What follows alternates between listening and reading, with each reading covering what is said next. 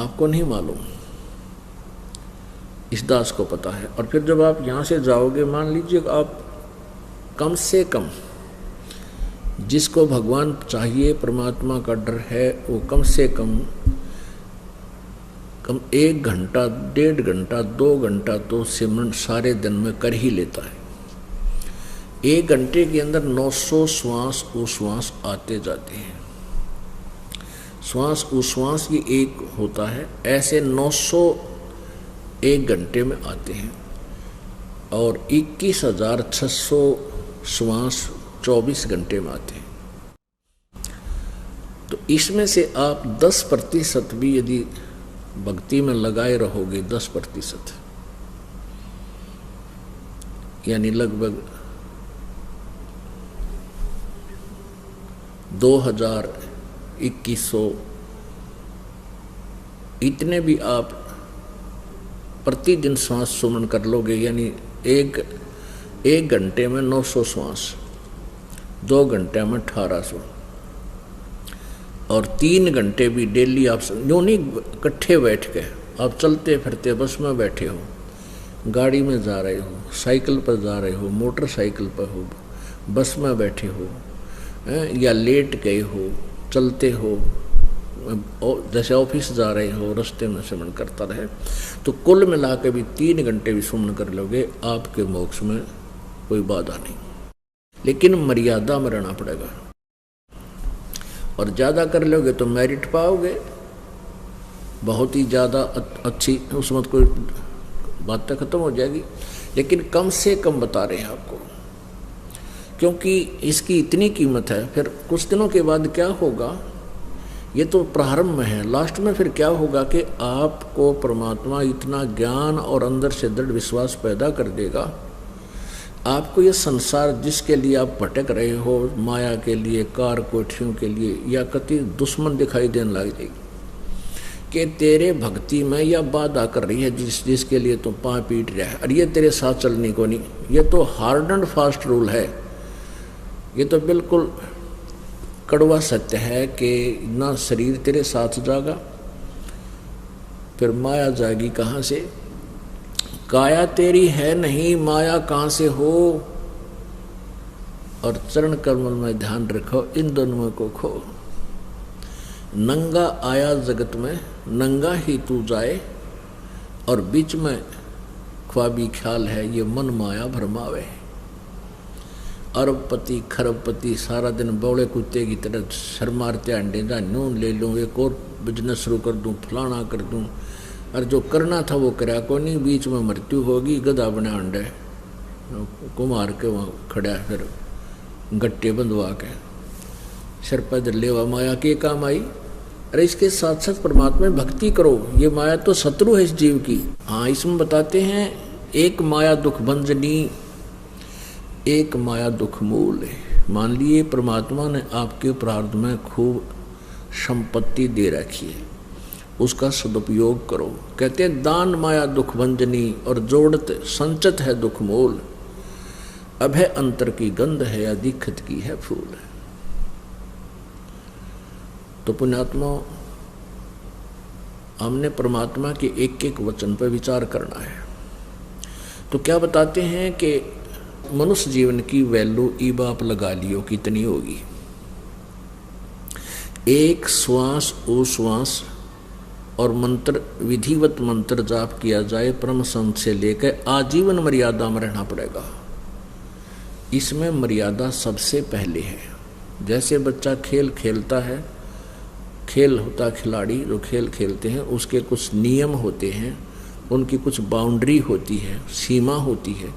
उस सीमा के अंतर्गत ही जो बच्चा खेलता है और अच्छा खेलता है तो वो खेल में सफल हुआ करता है, और जो फाउल खेलता है तो उसको बाहर बैठा दिया जाता है, उस खेल में वो खेल नहीं सकता।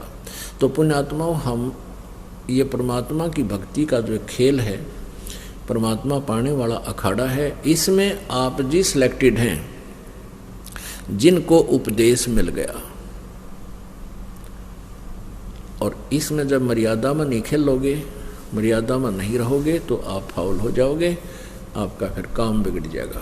परमात्मा कहते हैं 100 वर्ष तो सतगुरु पूजा, एक दिन आन उपासी, वो अपराधी आत्मा फिर पड़े काल की फांसी। चाहे फाइनल मैच में जाकर हार जाओ, वो कर दे गड़बड़, फाउल हो गया तो फिर वो सब बाहर हो जाएगा, वो बात तो बिगड़ेगी।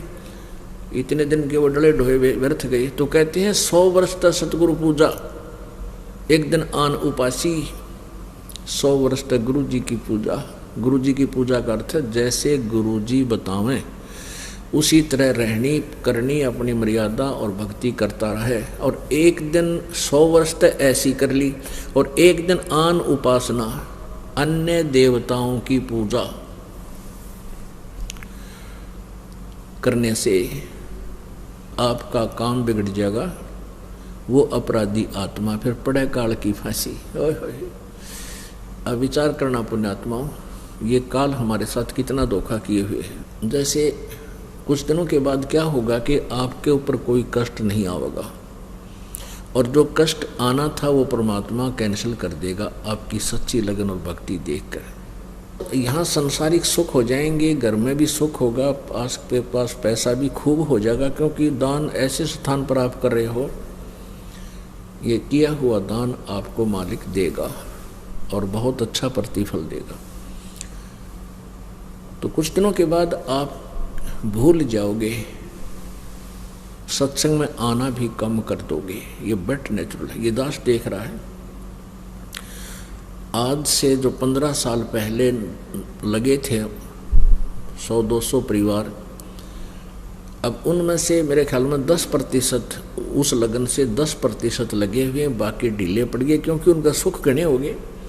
वो तो माया चाव थे, उनको ज्ञान था को नहीं, क्योंकि दास को भी परमात्मा ने या ज्ञान योग नहीं खोला था जब तक, क्योंकि इस ज्ञान को परमात्मा ने बैन ला रखा था कि अभी इसको प्रचार नहीं करना। क्योंकि जैसे ये ज्ञान तो दास बताता था, गांव-गांव में जाकर सत्संग किया करता था, लेकिन कबीर परमेश्वर जी की वाणी से ही ये यूं का यूं बताया करता था कि ब्रह्मा विष्णु महेश की ये स्थिति है, दुर्गा की ये स्थिति है, लेकिन आम व्यक्ति का विश्वास नहीं होता। जो हमारे शिष्य थे उनका विश्वास ना होता कि ठीक है, उनको लाभ हो रहे थे, परमात्मा के नाम लेते उनके सारे संकट दूर होने लगे थे, इसलिए शिष्य तो बनने शुरू हो गए थे। क्योंकि ये जो मंत्र है,